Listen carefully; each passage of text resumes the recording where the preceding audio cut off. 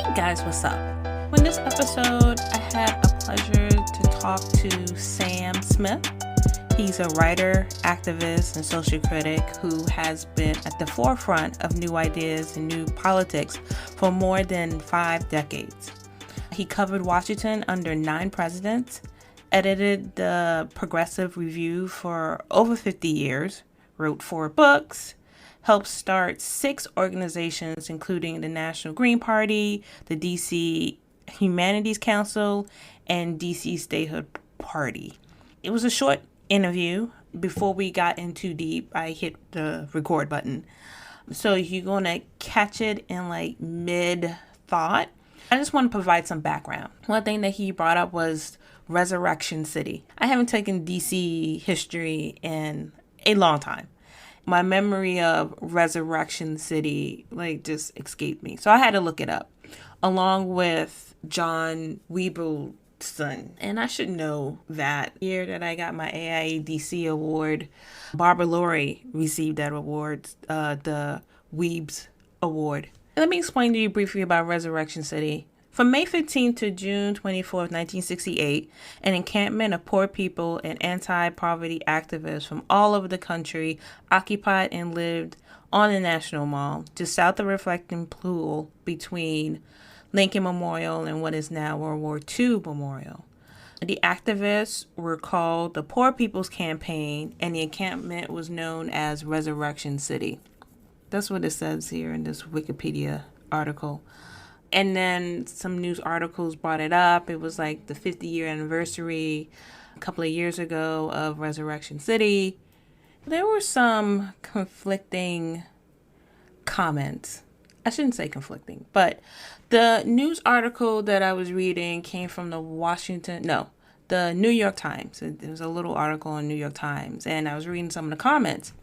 And some of the comments mentioned how I remember that, and it was horrible. It smelled. It was disgusting. I can't believe they allowed this to happen. And then other accounts was, it was its own little town. It had a barbershop. It had a town hall, a mess tent, a daycare. It even had its own zip code. And in the conversation I had with Sam Smith, John Wiebelson was the architect of that. I didn't go down that rabbit hole, but I just thought it was interesting, a little bit of DC history.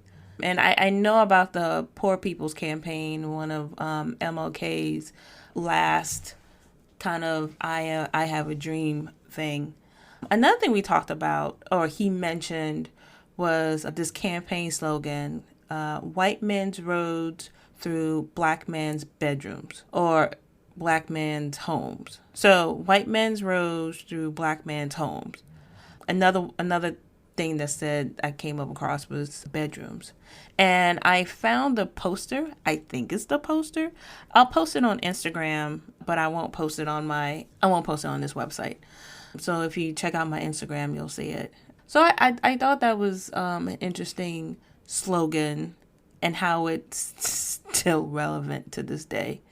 But the interview is short and sweet, so I hope you enjoy. Thanks. For about 25 years, I sublet from John Wiebelson, who was do you ever heard of that name before? Mm-mm. John Wiebelson, Wiebson. He was one of the great leaders in preservation architecture, and he also did the planning for Resurrection City. His son is also there. He had a son named John Wiebelson who's working in Georgetown. The only architect I know in DC now, I think, is Kendall Dorman, who used to work with John Wiebelson. Oh, okay. I'm in Maine now, and I haven't been in Washington for 11 years, so don't ask me to. How's the weather in Maine? The weather in Maine is we've got two seasons in Maine. We have winter and road repair. Well, I brought you on because for the historical context, so you don't have to worry about current events.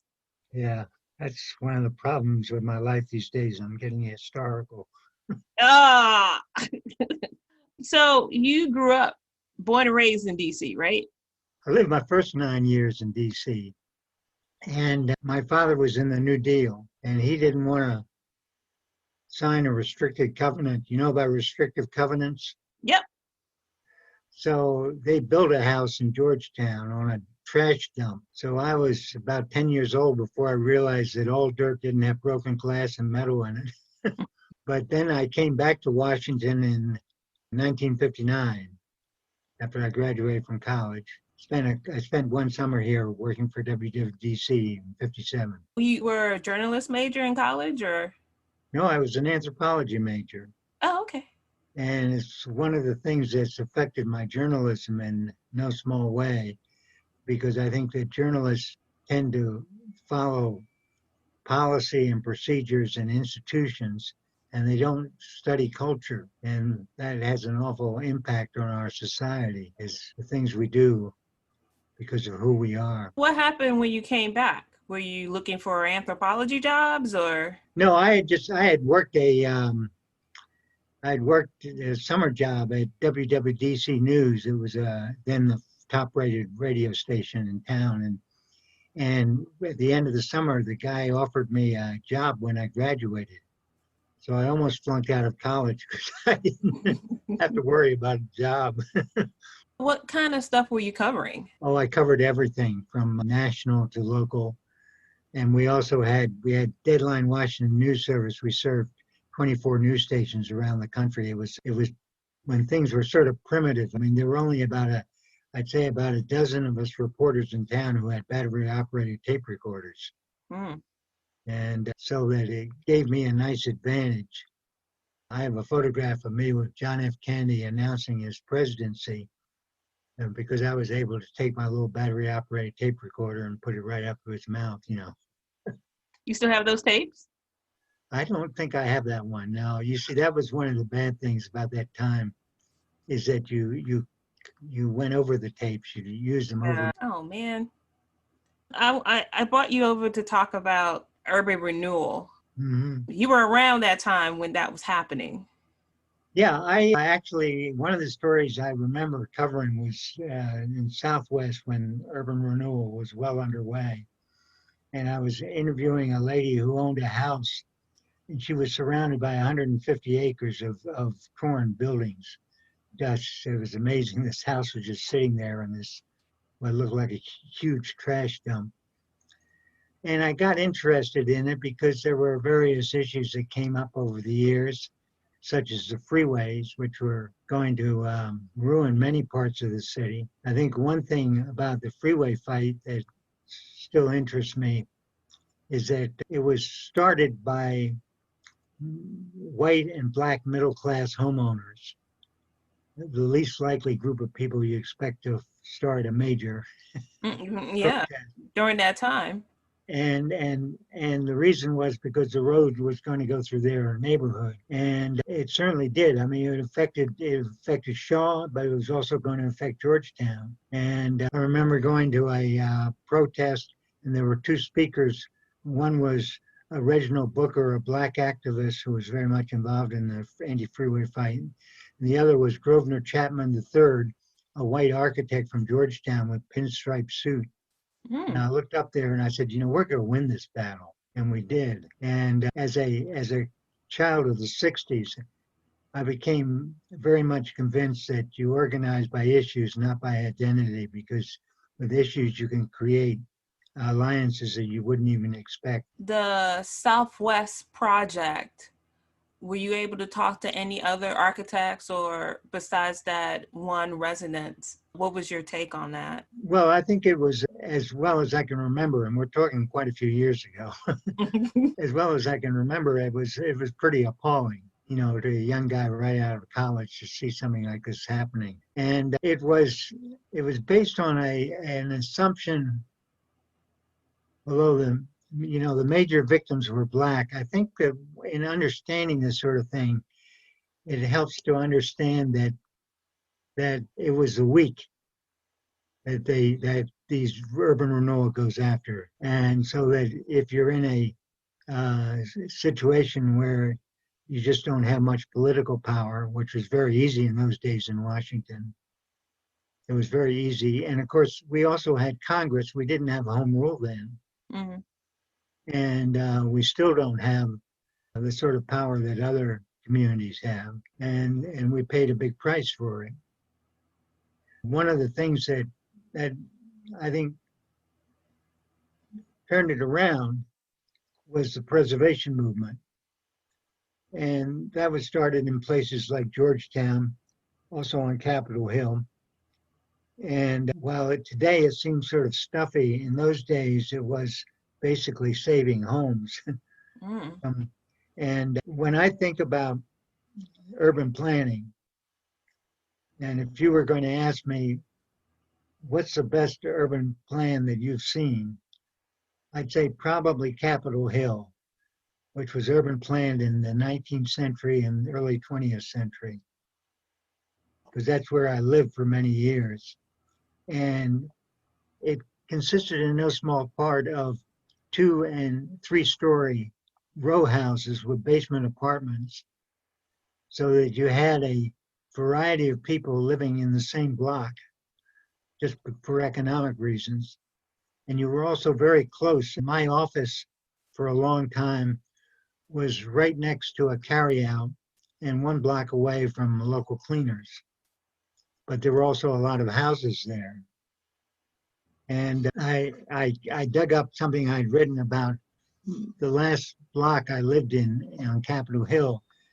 And I pointed out that there was a dry cleaners 2 blocks away. And within 4 blocks, there were 2 convenience stores, a good used bookstore, a superb pharmacy, and a eating spot.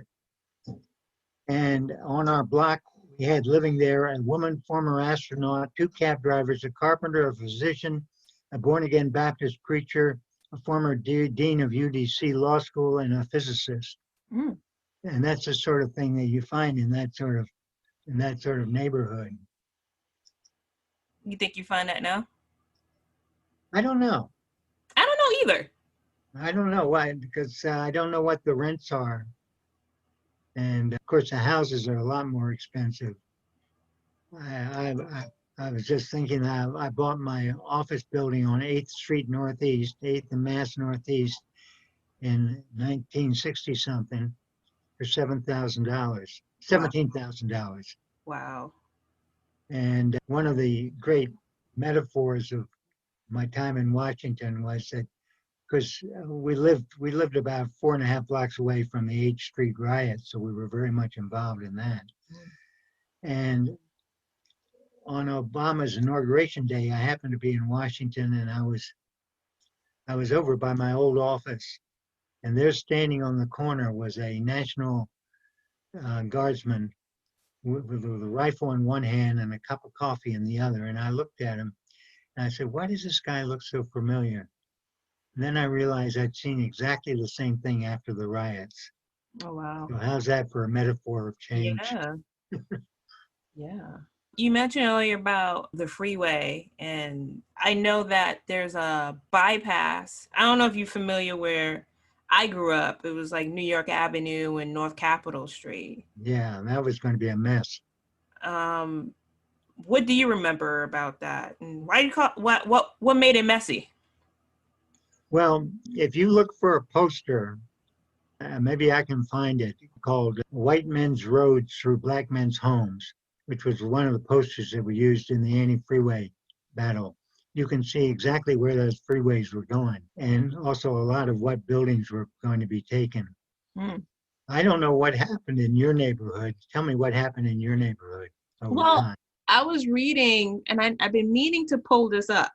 Currently, it's an underpass. You have New York Avenue that go to Baltimore, BW Parkway, and then the street goes under New York Avenue, and this bypass that goes under.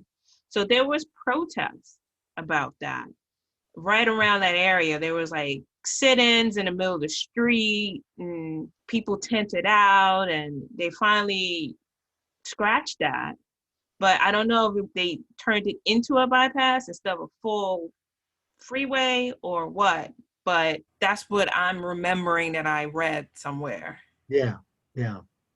Well, there was an awful lot that was planned, and there was an awful lot that happened. For example, Chinatown was twice hit by urban renewal.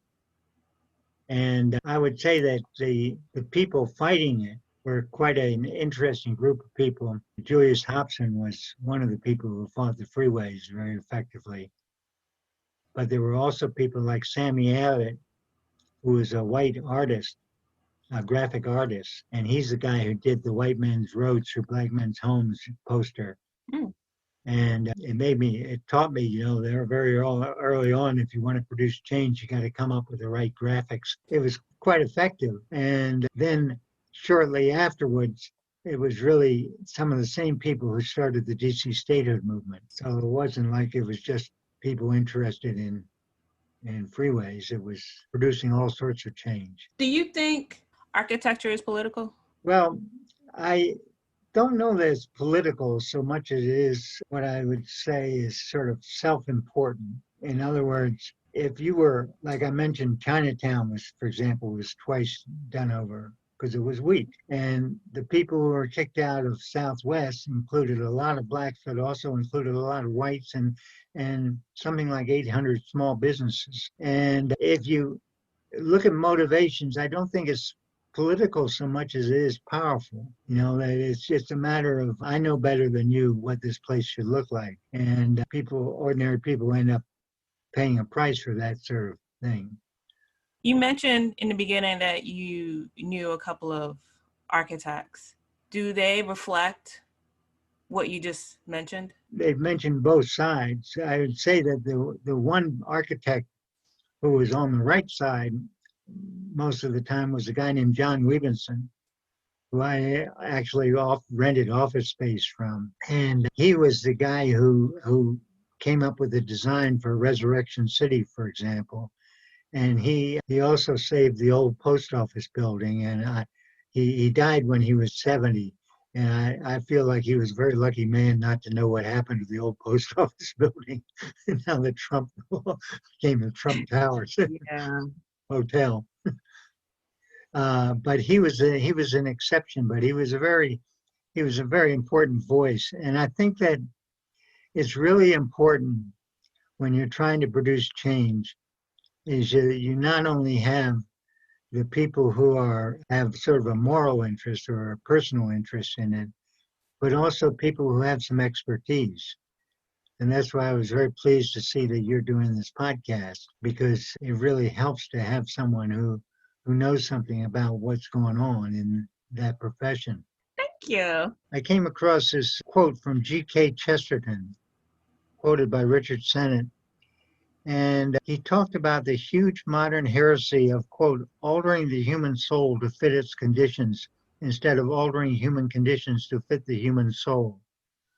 And I think that if you were to come up with a way in which architecture has to be reformed, architects should probably take anthropology courses and learn about the cultures they're actually going to be changing, because it's pretty presumptuous to build a building because you're defining that neighborhood, that block. And so that if you do it without a sense of what's really going on there, it's not that you're doing something that's mean or evil. It's just that you're not being sensitive. Have you come across any ugly buildings in DC? Well, or how would you define ugly? Like, what's your, and that's not just in DC. I would say that DC, which I left 11 years ago, is a remarkable city in terms of its architecture, because it has human proportions in many, many places. And if you think about, say, DuPont Circle, where my office was, mm-hmm. That was a wonderful neighborhood. I mean, you felt good going to work there. And I would, it had the right feeling. I mean, if you're working in a place like that, one of the first things you know is where are you going to have lunch? And there were several places that were great to have lunch there. Where do you get supplies? That sort of thing. And I think Washington has a lot going for it in terms of the building that took place, I would say, before the mid-50s. And that if that can be emulated, we'll be better off. And while I was there, Capitol Hill was one of the most dense neighborhoods in the city. So that even though it was designed back in the 19th century, it still had quite a capacity. Yeah, small sidewalks, small streets. Yeah. Right. Mm-hmm.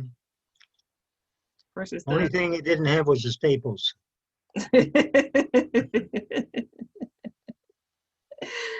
What do you got to build now? What am I going to build now? Yeah. Oh, I'm still trying to find my culture. So once I get that, then I'll start. How was DC media back then? Was it cutthroat? You didn't like the Washington Post or the Washington Times, but there were several alternative papers, including my own, that it was.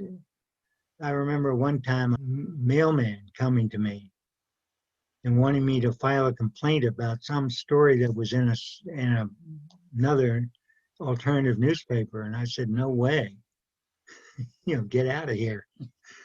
What was the danger? Well, the danger was that this was the '60s, so the police were very much on your case, And one of the funny things I look back on is that I'd spent a lot of summers in Maine, and my parents had a phone, a hand-cranked phone that had 5 neighbors on it. And you didn't know when you picked up the phone, whether there was going to be somebody else on it. So the phone never seemed to me to be a private instrument. I just assumed I wouldn't know if someone was tapping it. But it was a different time in that respect. I think that it was, and I would say right now, one of my on larger issues that one of the things that concerns me is the lack of a counterculture by the young. There's a lot of protests, but there isn't a sense of an alternative in the way that there was in the 60s. And I think that's important. Agreed. This has been great. We got some bad stuff to watch in an hour. Yeah. Good luck. Stay in touch. I will. Oh, hey, Thanks a lot. Thank you. Bye. Hey, listeners. I have an exciting announcement. I decided to launch a membership program for the show, where you have a chance to support me and the show directly. I love creating the show, and it means the world to me that you all tune in to keep hearing me week after week. But it takes an immense amount of time and energy to produce. I want to keep the show going, and I want to invest in its growth. And I also want you to become a partner with me in this journey. That's why I'm excited to give you a chance to officially become a supporter of the show at glow.fm/archispolly, ARCHISPOLLY, or by clicking the link in the show notes. It's quick and easy. It takes less than 30 seconds and just takes clicking a link in the show notes and using Apple or Google Pay. You don't have to create any new logins, and you can contribute as much or as little as you like. If this show is part of your day or week and you like what I'm doing, then visit glow.fm/archispolly, all one word, and support me and the show in any way you can today.